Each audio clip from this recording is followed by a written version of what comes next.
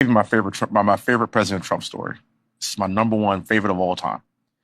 When we were negotiating with the Taliban, while President Trump was still the president, President Trump wanted to get out of Afghanistan, but he wanted a conditions-based withdrawal, meaning that you do what we tell you to do, and then we will start pulling troops back slowly as long as you abide by our rules. It's President Trump and Mike Pompeo, and they are talking to Taliban leadership in the room, and they had one translator in the room. President Trump looked at the Taliban leader and said this: I want to leave Afghanistan, but it's going to be a conditions-based withdrawal. And translator translated. And he said, if you harm a hair on a single American, I'm going to kill you. And the translator goes, and Trump goes, tell him that. Yes. Tell him what I said. Reached in his pocket, pulled out a satellite photo of the leader of the Taliban's home and handed it to him. Shut up. Got up and walked out the room. So that's Jill Biden. Oh. She used to babysit Bowen Hunter.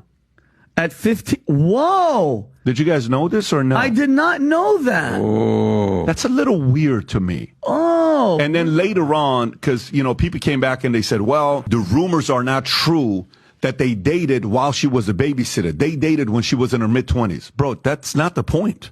You were attracted to her. Guess what? At 15 years old, she was a... By the way, no, man, that's a little weird. So wait, are you mean to tell me the same president whose daughter wrote in her diary, PBD, that her father would take showers with her at inappropriate ages, the same guy that on camera when he was sworn in as vice president has been sniffing kids, grabbing them, touching them on camera, and some of those girls came out and said that they felt extremely uncomfortable. This is from Charlie Kirk. The official story was that Biden's trip was cut short last week due to COVID. However, according to this source, U.S. Secret Service informed Las Vegas Metro that there was an emergency situation involving Joe Biden and to close necessary streets so that POTUS could be transported immediately to University Medical. Then mysteriously, there was a stand-down order, and the Secret Service informed local Vegas PD that they were going to medevac POTUS to Johns Hopkins, which they presume meant fly him back east as soon as possible. Apparently, the rumor mill in the police department was that Joe Biden was dying or already dead, possibly. Given that Joe Biden has been out of public sight for days and dropped out of the race via an X post, and his brother James indicated health was a factor, I'm beginning to grow more curious if COVID or something else has been more serious than reported. Clearly something is going on here. I don't know what it is. I know its hallmark, which is secrecy. Secrecy is the hallmark of lying. Right. So they're lying. Well, I'm sure Las Vegas Metro would be just as forthcoming as they were during the during the October shooting. Yeah, the worst mass shooting in American history. They were counting on Trump's head exploding on national TV, which means they would have two candidates, neither of which anyone voted for to become president of the United States. And you guys don't think this is communism? These are the enemy. It's not me. It's not you. It's not the black guy or the white guy or the woman or the gay person or the straight person. It's these fucking tyrants, bro. And if we don't figure that out real quick, we're in deep shit. And we won't survive another 4 years as a fucking country. We'll be invaded or it will completely collapse. And your life will become dog shit. Great Depression all over again. Exactly 100 years later. I'm going to just be real honest with this. She's a black woman. Yeah, because they folk, not Kim folk. I think it goes back to what somebody was saying, where it's not voting for someone, but majority will vote for somebody else just. Hold on. Let me line this out. I think majority. Is it only because she a black woman? Yeah. Do you not see how that's a bad idea? Elaborate. Okay, so we're in 3 proxy wars with some of the most powerful leaders in the world. She failed at the border, in which we have an estimation of 15 to 20 million people illegally into this country. That is literally overtaking and bankrupting Chicago to the tune of over $400 million per year, and they are in a deficit. Oakland is going out of business. San Francisco, ditto. California, $65 billion deficit. New York, they're literally cutting trash, in which they are the rattiest, dirtiest city, and they've taken up resources as far as free healthcare, free hotels to the tune of $600 a day. They're literally taking over your schools. Your taxpayer dollars are going to fund the migrant crisis. She was supposed to be in charge of this.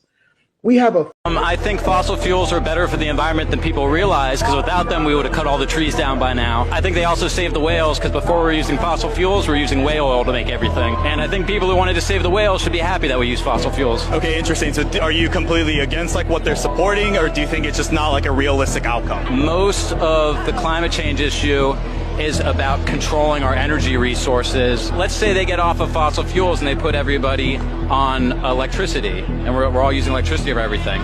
Well, all that has to be mined. Most of it's mined by slave labor in communist countries that are owned by dictators at very violent places, and I don't see why that's a better energy resource than fossil fuels. They make people money who take it out of the ground rather than being forced out of the ground, and there's a lot less exploitation involved. The scientists who say climate change is real only get grant money if they say climate change is real. A lot of the scientists who disagree with climate change, all their budgets are taken away and they're blacklisted. There's a big movement to change our energy resources, like I said, and if you change our energy resources, you change who controls the power in the world. Nothing I'm about to say is factual, it's all just comedy, okay? So here's the election in Venezuela that the United States just said was not legitimate, and they said that the other guy actually won. And here's what happened on the Dominion voting machines during the Venezuela election. What a weird surge. What's that thing right next to it? Oh, that's what happened in Georgia here in the States.